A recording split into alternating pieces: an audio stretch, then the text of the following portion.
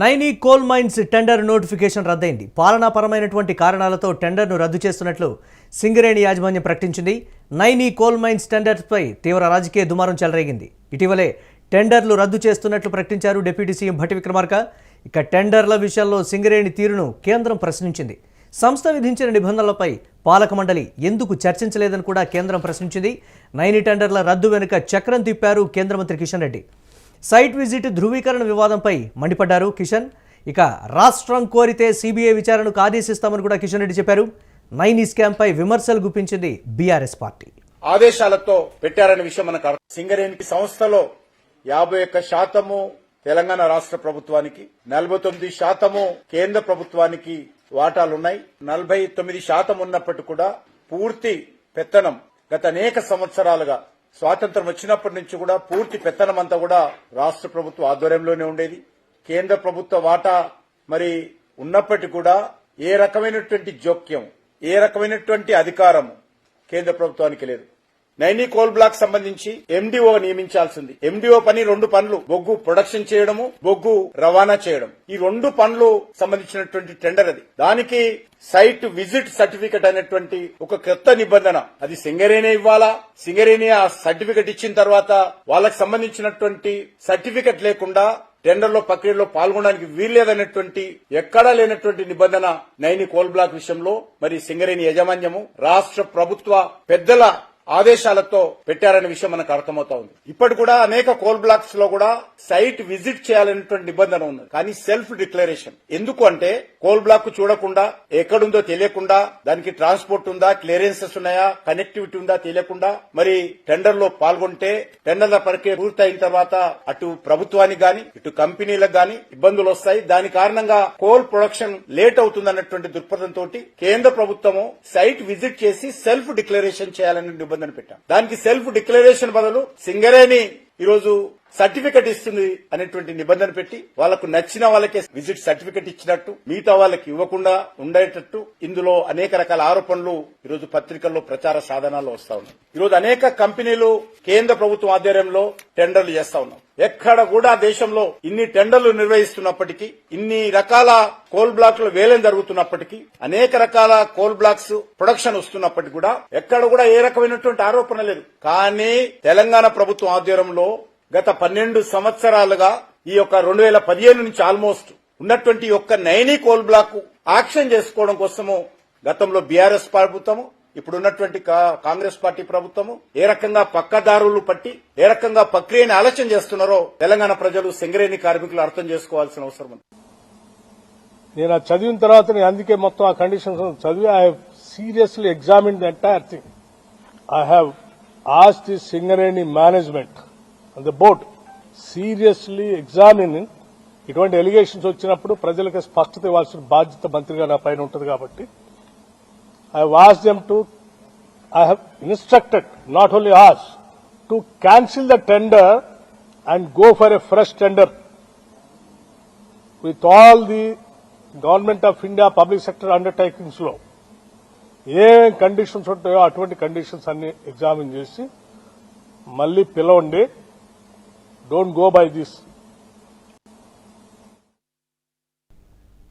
Right. Naini coal స్కామ్కి సంబంధించి అయితే ఇటు కేంద్ర ప్రభుత్వం ప్రశ్నించినటువంటి నేపథ్యంలో టెండర్స్ను కూడా రద్దు చేస్తున్నట్లు భట్టి విక్రమార్క అయితే ప్రకటించినటువంటి పరిస్థితి ఉంది. ఒక రాజకీయ దుమారానికే దారితీసినటువంటి పరిస్థితి.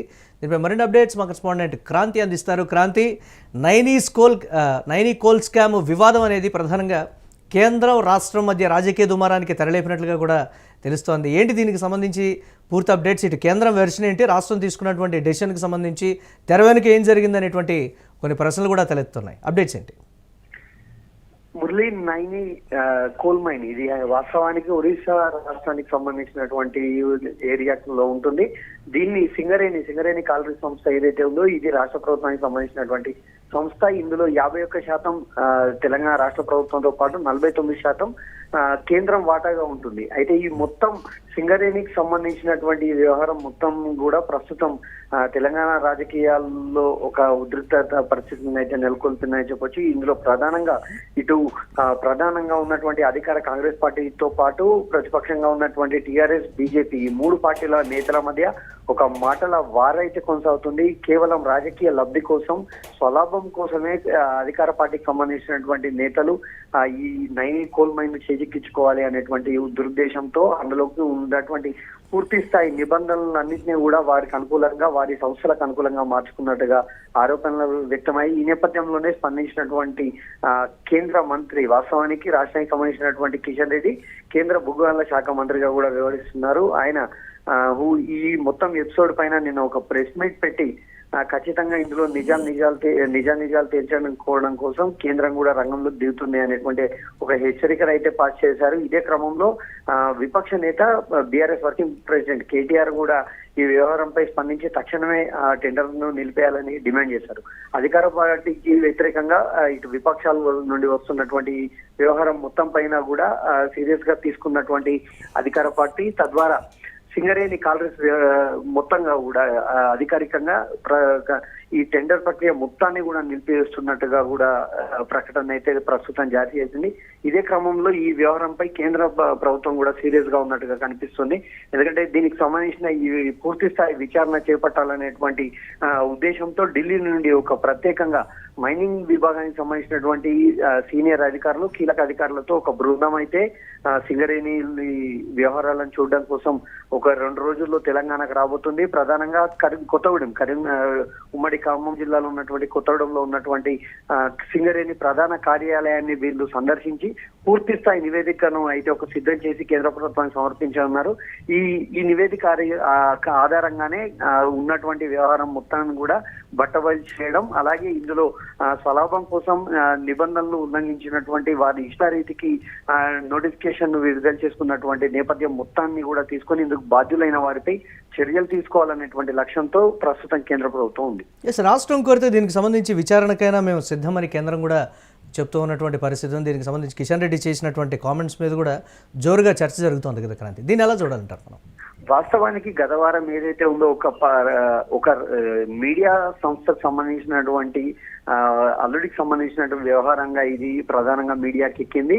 అయితే ఇందులో ఇద్దరు మంత్రులు, తెలంగాణకు సంబంధించినటువంటి ఇద్దరు మంత్రులు ఇన్వాల్వ్ కావడం, వారి ఇద్దరికి మధ్య ఉన్నటువంటి కోల్డ్ వార్ కారణంగా ఈ వ్యవహారం బయటకు వచ్చినట్టుగా బయట ప్రచారం జరుగుతున్నప్పటికీ ఈ మొత్తం టెండర్ ప్రక్రియను గత నెలలోనే సీఎం రేవంత్ రెడ్డి పక్కన పెట్టిన వ్యవహారం చాలా ఇంపార్టెంట్ విషయంగా ఇక్కడ చూడాలి.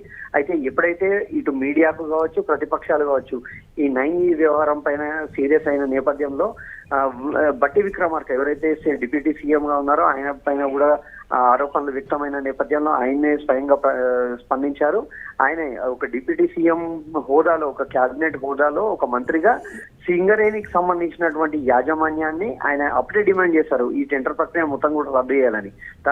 ఆ క్రమంలోనే అనంతరం బట్టి విక్రమార్క ప్రెస్ మీట్ అనంతరం సీఎం రేవంత్ రెడ్డి కూడా స్పందించారు. అనంతరం పార్టీ బీఆర్ఎస్ వర్కింగ్ ప్రెసిడెంట్, ప్రతిపక్ష నేత ఉన్నటువంటి కేటీఆర్ స్పందించడం, ఇందుకు కొనసాగింపుగా నిన్న కిషన్ రెడ్డి ప్రెస్ మీట్ పెట్టడం, ఈ కంప్లీట్ అన్ని పార్టీలకు సంబంధించినటువంటి ప్రధాన నాయకులందరూ కూడా ఈ వ్యవహారం పైన స్పందించిన నేపథ్యంలోనే సింగరేణి యాజమాన్యం ఈ స్పష్టంగా టెండర్ ప్రక్రియ ఏదైతే ఉందో నైనికి సంబంధించినటువంటి పూర్తి స్థాయి టెండర్ ఇప్పటి వరకు జరిగినటువంటి వ్యవహారాలు కావచ్చు వీటన్నిటినీ కూడా హోల్డ్ చేస్తున్నట్టుగా ఒక ప్రధానంగా ఒక ప్రకటన అయితే అఫీషియల్ గా వాళ్ళు విడుదల చేశారు. ఈ నేపథ్యంలోనే మరికొద్ది కాలంలో ఎక్కడైతే తెలంగాణలో ఉన్నటువంటి సింగరేణికి సంబంధించినటువంటి సంపద ఏదైతే ఉందో వీటన్నిటిపైన కూడా విచారణ జరిపించాలి. ఎందుకంటే గత 2 ఏళ్లలో జరిగినటువంటి కాంగ్రెస్ పాలనలో కావచ్చు, అంతకుముందు 10 సంవత్సరాల్లో జరిగినటువంటి బీఆర్ఎస్ పాలనలో కావచ్చు, వీటి మొత్తం గత 12 ఏళ్ల కాలంలో తెలంగాణ సింగరేణిలో జరిగినటువంటి అవినీతి మొత్తంగా కూడా బయట పెట్టాల్సిన బాధ్యత కేంద్ర ప్రభుత్వం పైన ఉంది. అయితే ఇక్కడ కీ హోల్డర్ గా వాస్తవానికి ఇంతకుముందు మనం చెప్తున్నట్టుగా సింగరేణిలో 51% తెలంగాణ ప్రభుత్వానికి సంబంధించినటువంటి వాటా. అందుకే ప్రతి డైరెక్ట్ సీఎండీ నుండి మొదలు పెడితే డైరెక్టర్లు కావచ్చు, ప్రతి సింగరేణికి సంబంధించిన ప్రతి కీ డిసిషన్ కూడా తెలంగాణ రాష్ట్ర ప్రభుత్వం చేతుల్లోనే ఉంటుంది. తెలంగాణ రాష్ట్ర ప్రభుత్వం ఇందుకు సంబంధించినటువంటి మార్గదర్శకాలను ఏర్పాటు చేసి దాన్ని సింగరేణి సంస్థకు సంబంధించినటువంటి పాలక మండలి ద్వారా దాన్ని ఇంప్లిమెంట్ చేస్తుంది. ఇక్కడ కూడా కిషన్ రెడ్డి కేంద్ర మంత్రి దట్టు మైనింగ్ సంబంధించినటువంటి వ్యవహారాల మంత్రిగా ఉన్నప్పటికీ కూడా ఆయనే రాష్ట్ర ప్రభుత్వానికి ఒక డిమాండ్, ఒక విజ్ఞప్తి చేశారు. రాష్ట్ర ప్రభుత్వం కనుక తమను కోరితే మేము సిబిఐ ఎంక్వైరీ చేస్తామనేటువంటి ఒక కామెంట్ అయితే చేశారు. అయితే నిజానికి దీనిపైన కూడా ఒక రకంగా ఈ అన్ని పార్టీలకు సంబంధించినటువంటి నేతలంతా కూడా ఈ నైని వ్యవహారంతో పాటుగా సింగరేణిలో జరుగుతున్నటువంటి అక్రమాలన్నిటిపై కూడా నిగ్గు తేల్చాలి, తెలంగాణ ప్రజలకు ఖచ్చితంగా సింగరేణిలో జరుగుతున్న వ్యవహారం మొత్తం కూడా బయటికి రావాలనేటువంటి డిమాండ్ అయితే అన్ని పార్టీల్లో వ్యక్తమవుతుంది. Right, thanks for updates Kranthi. ఇక Naini coal mines tender notification అయితే రద్దయింది. పాలనాపరమైనటువంటి కారణాలతోనే టెండర్ను రద్దు చేస్తున్నట్లుగా కూడా సింగరేణి యాజమాన్యం ప్రకటించినటువంటి పరిస్థితి ఉంది. నైని కోల్ మైన్స్ టెండర్స్పై తీవ్ర రాజకీయ దుమారం చెలరేగింది. ఇటీవలే టెండర్లు రద్దు చేస్తున్నట్లు డిప్యూటీ సీఎం భట్టి విక్రమార్క కీలకమైనటువంటి ప్రకటన అయితే చేశారు. టెండర్ల విషయంలో సింగరేణి తీరును కూడా కేంద్రం ప్రశ్నించినటువంటి పరిస్థితి ఉంది. సంస్థ విధించినటువంటి నిబంధనల మీద పాలక మండలి ఎందుకు చర్చించలేదని కూడా ఈ నేపథ్యంలో కేంద్రం ప్రశ్నించింది. ఇక కేంద్ర మంత్రి కిషన్ రెడ్డి నైని టెండర్ల రద్దుకు సంబంధించి చక్రం తిప్పారనేటువంటి మాట వినిపిస్తోంది. సైట్ విజిట్ ధృవీకరణ వివాదంపై కూడా కిషన్ రెడ్డి మండిపడ్డారు. రాష్ట్రం కోరితే సిబిఐ విచారణకు ఆదేశిస్తామని కూడా కిషన్ రెడ్డి కీలకమైనటువంటి కామెంట్స్ చేశారు.